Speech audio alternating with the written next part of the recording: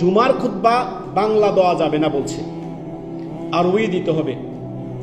জিজ্ঞেস করেন তো ওই সকল হানাফি ভাইদেরকে, তারা যে আরবি খুতবা দেয়, তাদের খতিবে দেখে দেখে 12 চান্দের খুতবা, লিখিত খুতবা আরবি পড়তেছে না, সে নিজে বোঝে, আল্লাহ আলম বুঝে কিনা আল্লাহ ভালো জানেন, আল্লাহ অধিক ভালো জানেন। অধিকাংশ মসজিদের খতিব যারা আপনার বিভিন্ন জায়গায় গ্রাম অঞ্চলে, তারা আপনার সর্বোচ্চ কোরআনের হাফেজ, এরা খুতবা সম্পর্কে লেখা আছে 12 চন্দ্রের খুতবা, সেটাই আপনার তারা পড়তেছে, তাদের বড়রা লিখে দিয়েছে, তারা ওইভাবে পড়তেছে। ইল্লামান রহেমান কিছু মানুষ থাকবে তারা বোঝে এবং কি তারা সে তার উপরে আমলও করে। তো যারা এই খুতবা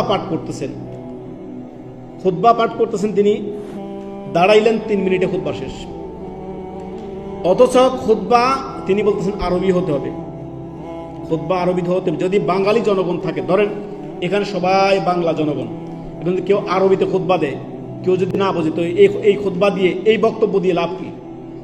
তো যারা বলছেন যে খুতবা আরবিতে হতে হবে, অবশ্যই আমরাও বলি খুতবা আরবিতে হবে। খুতবাতুল হাজা আমরা পড়ি না, ইন্নাল হামদালিল্লাহ নাহমাদুহু ওয়া নাস্তাইন, এদের কিনা আখির, তারপরে 3টে আয়াত পড়ি না, আপনার সূরা আপনার আলে ইমরানের আয়াত পড়ি না, তারপর সূরা নিসার আয়াতটি গুলো আমরা পড়ছি না, তারপরে আমরা সূরা আহজাবের 2টি আয়াত পড়তেছি না। সুন্দর 3-4 মিনিট তো আরবি কথা বলা হচ্ছে। আল্লাহ নবী সাল্লাল্লাহু আলাইহি সাল্লামের আল্লাহর প্রশংসা, নবী সাল্লাল্লাহু আলাইহি সাল্লামের উপরে দরুদ সালাম, তারপরে 3-4টে আয়াত পড়া হচ্ছে, তারপরে গিয়ে সুন্নতি খুতবা হচ্ছে। যে নবী সাল্লাল্লাহু আলাইহি সাল্লাম বলতেন, প্রত্যেক মিম্বারে উঠে তিনি বলতেন আম্মা বা'দু ফাইন্না খায়রা হাদিসি কিতাবুল্লাহ, বলতেন না?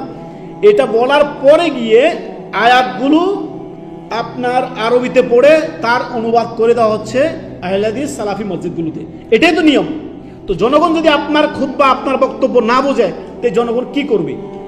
বাঙালি জাতির সামনে কেরালায় খুতবা দিয়ে, বাঙালি জাতির সামনে উর্দু খুতবা দিয়ে, বাঙালি জাতির সামনে আরবি খুতবা দিয়ে লাভ আছে যদি তারা না বোঝে? খুতবা মানে কিতাব করা, অ্যাড্রেস করা, মানুষকে বোঝানো, সম্বোধন করা। তো আপনার সাথে আমি কথা বলবো, আপনি বাঙালি আমি বাঙালি, আপনার সাথে যদি আমি ফার্সি ভাষায় কথা বলি, বা আপনার সাথে যদি আমি আপনার ফ্রেঞ্চ ভাষায় কথা বলি, আপনি বুঝবেন না। তো আপনার বোধগম্য যাতে হয় সেই ভাষায়, যেই জাতি দেখেন খুতবা অবশ্যই আরবিতে হচ্ছে, আয়াতগুলো অবশ্যই আরবিতে পড়ছে, হাদিসগুলো অবশ্যই আরবিতে পড়ছে, শুধু অনুবাদটা বাংলা হচ্ছে।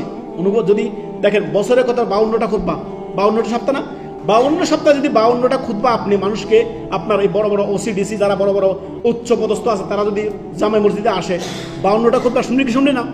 বিষয়ভিত্তিক যদি আপনি খুতবাগুলো রাখেন, তারা উপকৃত হবে কি হবে না? তারা 52টা বিষয় সম্পর্কে জেনে যাবে, বছরের বিভিন্ন মাসলা সম্পর্কে তারা জেনে যাবে। তাদেরকে আপনি ওয়াজ মাহফিলে আনতে পারবেন না, তাদেরকে আপনি জালসাতে আনতে পারবেন না, জুমা মসজিদে অবশ্যই আসবে তারা।